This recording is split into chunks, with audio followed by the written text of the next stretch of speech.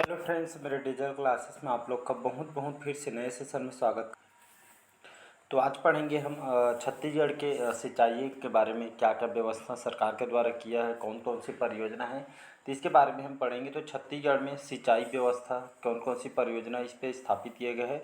तो आपके CGSI mains के लिए, PSC के लिए, लगभग छत्तीसगढ़ के सभी एग्जाम के लिए आपका काम आएगा। तो चलिए सेशन को बढ़ाते आगे। इससे पहले बता दूं, अगर पहली बार आए तो चैनल को सब्सक्राइब करके रख लीजिएगा ताकि जो नोटिफिकेशन है आप तक पहुंच पाए। तो पहला क्वेश्चन देखते हैं, छत्तीसगढ़ में सर्वाधिक सिंचाई किसके द्वारा होती है। तो छत्तीसगढ़ में जो कृषि अर्थव्यवस्था को लेकर हम देखें तो छत्तीसगढ़ में जो सर्वाधिक सिंचाई व्यवस्था किसके अंतर्गत होती है। नलकूप के माध्यम से, कुआं, तालाब या नहर।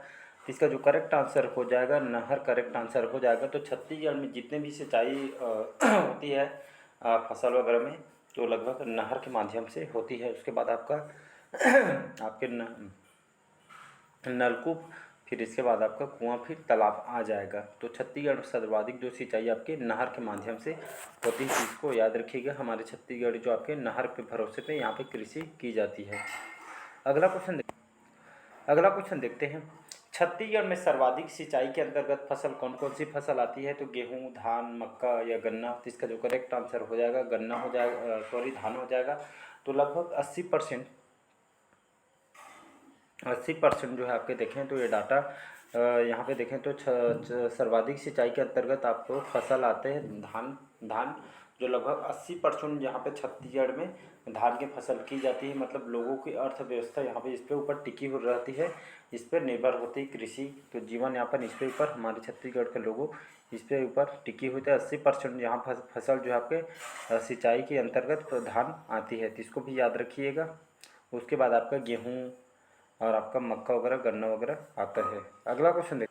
अगला क्वेश्चन देखते हैं, बोध घाट परियोजना आपके कौन से नदी पे बना हुआ है। तो शिवनाथ, महानदी, इंद्रावती या आपका हसदो।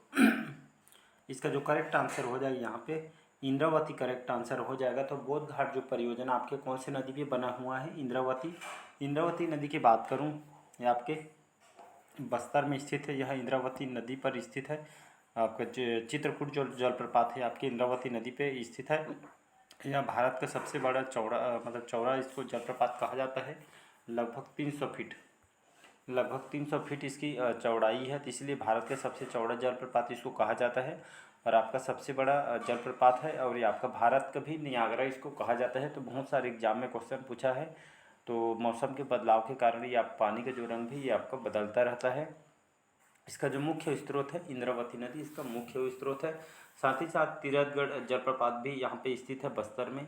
कांगेर, तांबड़ा घूबर, बहुत सारे जलप्रपात यहाँ पे, महादेव घूमर, चित्रधारा, ये आपके सभी बस्तर में स्थित है। तो इसको याद रखिए। तो बोध घाट जो परियोजना है आपके इंद्रावती नदी पे बना हुआ। अगला क्वेश्चन देखते हैं, निम्न में से कौन सा एक छत्तीसगढ़ में कृषि भूमि के ह्रास का कारण नहीं है।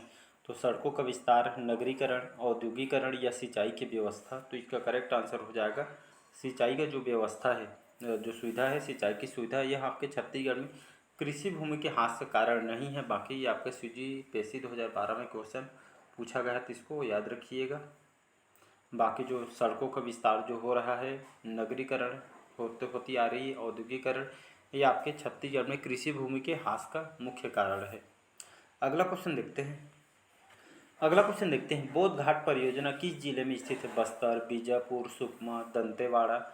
इसका जो करेक्ट आंसर हो जाएगा बस्तर करेक्ट आंसर हो जाएगा। तो बोध घाट जो परियोजना है आपके वर्तमान बस्तर जिले में स्थित है, तो इसको याद रखिएगा। बाकी इसके बारे में जलप्रपात वगैरह बता ही चुका हूँ, तो यहाँ से क्वेश्चन उठ के आ। अगला क्वेश्चन देखते हैं, खूंटा घाट, ये आपका बंटा घाट लिखा गया है आपका, बाकी खूंटा घाट बांध है। तो खूंटा घाट बांध जो है, खूंटा जो घाट बांध है, ये आपके कौन सी नदी पर इसको बनाया गया है। तो खारंग, अरपा, मनियारी या हसदो। तो इसका जो करेक्ट आंसर हो जाएगा खारंग नदी पे इसको जो खूंटा घाट जो बांध है, ये आपके इसको संजय गांधी जलाशय पहले इसको कहा जाता था, लेकिन वर्तमान में इसको खूंटा घाट इसको बांध के नाम से अब जाना जाता है।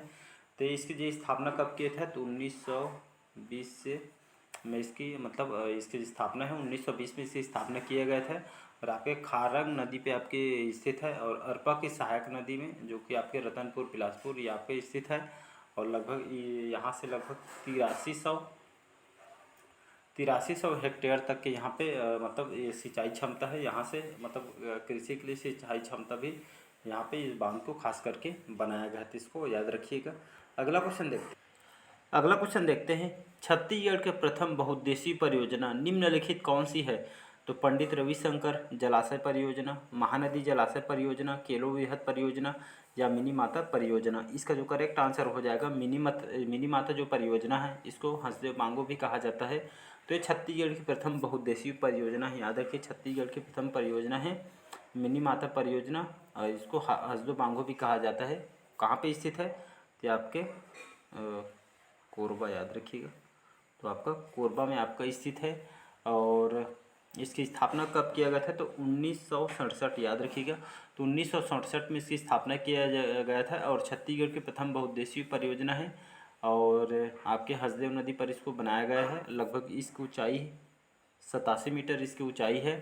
तो इसको याद रखिएगा। लगभग सिंचाई क्षमता की बात करूँ तो 4,20,580 हेक्टेयर तो यहाँ पे ये आपके फसल के लिए, रबी फसल और खरीफ फसल दोनों के लिए यहाँ पे सिंचाई क्षमता इसकी स्थित है, मतलब सिंचाई क्षमता यहाँ पे ये स्थित बनाया गया है।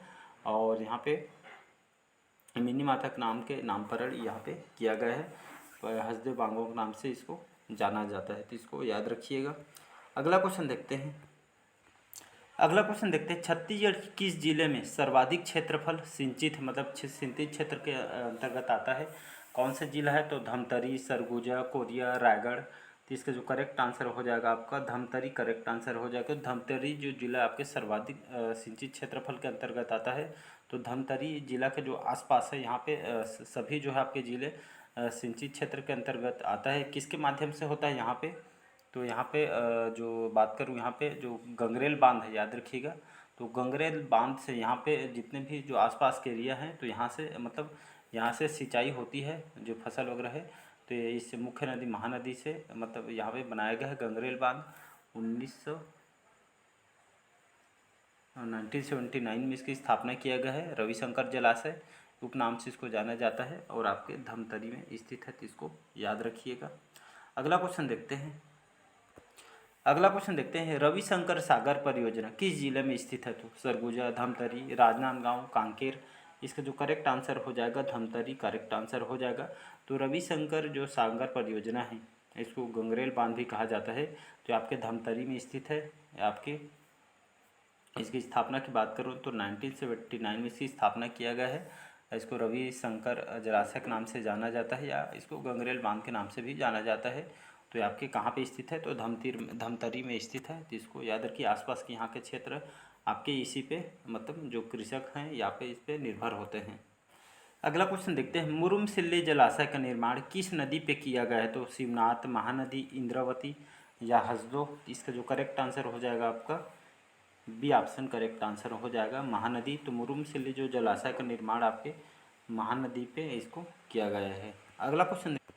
अगला क्वेश्चन देखते हैं, छत्तीसगढ़ की सबसे बड़ी सिंचाई परियोजना कौन सी है? तो जोग परियोजना, पैरी परियोजना, महानदी परियोजना या कोडार परियोजना। इसका जो करेक्ट आंसर हो जाएगा, सभी को पता होगा, महानदी परियोजना। सी ऑप्शन करेक्ट आंसर हो जाएगा। तो ये आपकी छत्तीसगढ़ की सबसे बड़ी सिंचाई परियोजना है महानदी परियोजना। अगला क्वेश्चन देखते हैं, घोंघा परियोजना की शुरुआत वर्ष 1978 में की गई थी। इसे कब पूरा किया गया था? तो 1992 में, 1993, 1994 या 1995 में। इसका करेक्ट आंसर हो जाएगा वर्ष 1992 में। ये जो घोंघा परियोजना है, इसकी जो शुरुआत है 1978 को की गई थी, लेकिन इसको जो पूरा काम 1992 में इसको करवाया गया था, तो इसको याद रखिए। अगला क्वेश्चन देखते हैं यहाँ पे, खपरी सिंचाई परियोजना किस नदी पे स्थित है? तो शिवनाथ, महानदी, हसदो या खारंग। तो इसका जो करेक्ट आंसर हो जाएगा ये आपका शिवनाथ नदी पे स्थित है। तो खपरी सिंचाई परियोजना आपके शिवनाथ नदी पे बनी हुई है, मतलब इसके ऊपर स्थित है। तो खपरी आपके दुर्ग, याद रखिएगा, दुर्ग जिले में आपके स्थित है। 1908 में इसकी स्थापना किया गया था और लगभग 4261 हेक्टेयर तक यहाँ पे सिंचाई की क्षमता है इसकी। इसको याद रखिए, दुर्ग जिले में आपके स्थित है। अगला क्वेश्चन देखते हैं, छत्तीसगढ़ का सबसे ऊंचा बांध कौन सा है? तो मिनी माता हसदो बांगो, खूटा घाट, रविशंकर सागर या कोडार परियोजना। तो इसका जो करेक्ट आंसर हो जाएगा मिनी माता, इसको हसदो बांगो के नाम से जाना जाता है, बांगो के नाम से। तो ये आपका कौन से जिला में स्थित है? तो ये आपका कोरबा में स्थित है, तो इसको याद रखिएगा। तो छत्तीसगढ़ का सबसे ऊंचा बांध आपका मिनी माता हसदो बांगो है, जो आपके कोरबा में स्थित है। और मिनी माता के नाम, इनके नाम पर इसका नामकरण किया गया है। और इसकी स्थापना की बात करूं तो 1967 में, याद रखिएगा 1967 में इसकी स्थापना किया गया है, जो कि छत्तीसगढ़ की प्रथम बहुउद्देशीय परियोजना है। और पूर्ण इसको कब करवाया गया था? तो अंतिम निर्माण 2011 तक ये आपका हुआ था।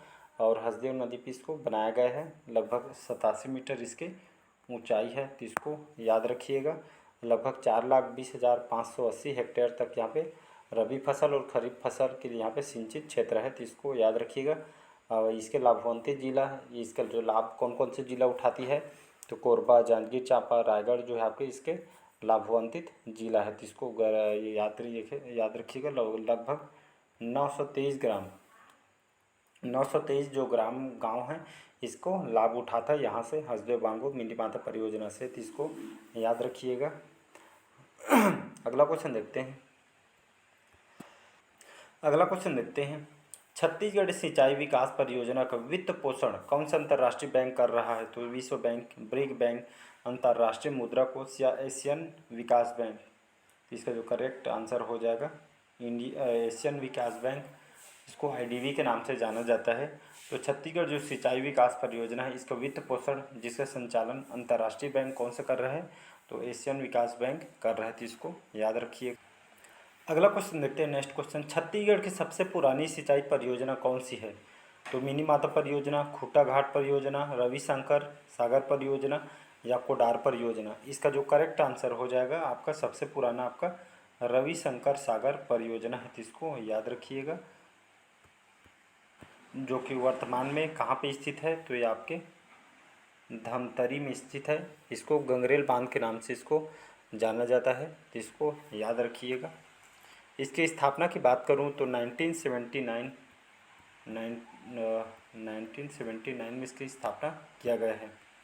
अगला क्वेश्चन देखते हैं। वर्ष 1975 से लेकर 1993 के मध्य निर्मित जोक डायवर्सन परियोजना से सर्वाधिक लाभान्वित जिला कौन सा है? तो दंतेवाड़ा, रायपुर, धमतरी या बस्तर। तो ये आपका हो जाएगा धमतरी जिला, इसका करेक्ट आंसर हो जाएगा। तो वर्ष 1975 से 1993 के मध्य जो जोक डायवर्सन जो परियोजना है, इसमें सर्वाधिक जो लाभ उठाने वाला जिला आपका धमतरी जिला है, तो इसको याद रखिएगा। नेक्स्ट क्वेश्चन देखते हैं। तो इसका करेक्ट आंसर धमतरी, इसको याद रखिएगा। अगला क्वेश्चन देखते हैं। पैरी परियोजना किस जिले में स्थित है? रायगढ़, गरियाबंद, रायपुर या बिलासपुर में। तो इसका जो करेक्ट आंसर हो जाएगा आपका गरियाबंद करेक्ट आंसर हो जाएगा। तो पैरी परियोजना आपके कौन से जिले में स्थित है? तो आपके गरियाबंद जिले में स्थित है, तो इसको याद रखिएगा पैरी परियोजना। अगला क्वेश्चन देखते हैं। कोडार परियोजना किस जिले में स्थित है? याद रखिएगा। तो बिलासपुर, महासमुंद, दुर्ग या आपका सरगुजा। तो कोडार परियोजना आपके कौन से जिले में स्थित है? तो आपका महासमुंद जिले में स्थित है, इसको याद रखिए। इसका शहीद वीर नारायण सिंह परियोजना के नाम से इसको जाना जाता है। और इसकी स्थापना 1981 में इसकी स्थापना यहाँ पे किया गया है। इसके कौन से नदी पे बना हुआ है? तो आपके कोडार नदी पे आपका बना हुआ है, तो इसको याद रखिएगा। इसको वर्तमान में कोडार बांध या कोडार परियोजना के नाम से इसको जाना जाता है। 1981 में इसकी स्थापना किया गया है। अगला क्वेश्चन देखते हैं। कौन सी परियोजना महानदी परियोजना का ही भाग है? तो तांदुला परियोजना, रविशंकर परियोजना, अर्पा परियोजना या उपरोक्त में से कोई नहीं। इसका जो करेक्ट आंसर हो जाएगा ये आपका रविशंकर सागर परियोजना। ये जो परियोजना जो महानदी की परियोजना का ही एक भाग का नाम है। इसकी स्थापना कब किया गया था? इसको रविशंकर जलाशय के नाम से भी जाना जाता है। 1979 में, याद रखिए 1979 में इसकी स्थापना किया गया है। आपके वर्तमान में यह जो परियोजना है धमतरी में आपका स्थित है, जो कि महानदी पे मतलब ये आपके महानदी परियोजना का ही एक भाग है। और वर्तमान में इसको गंगरेल बांध के नाम से जाना जाता है, जो आपके धमतरी में है। तो यहाँ पे आसपास के जो कृषक हैं, जहाँ पे खेती करते हैं, तो ये आपके सबसे ज़्यादा सिंचित क्षेत्र आपके यही धमतरी जिला है, तो इसको याद रखिए। जहाँ से आपके रविशंकर सागर परियोजना या गगरेल बांध के यहाँ से मतलब ये जो पानी वगैरह यहीं से होती है, तो इसको याद रखिएगा। तो चलिए आज का सेशन यहीं तक रखते हैं, बाकी जो क्वेश्चन हम नेक्स्ट पार्ट में कवर कराएंगे। तो अगला पार्ट जल्द ही आपको देखने को मिला, तो कमेंट करके ज़रूर बताइएगा आज का सेशन कैसा लगा। अच्छा लगे चैनल को लाइक सब्सक्राइब और कमेंट कीजिएगा। Thank you.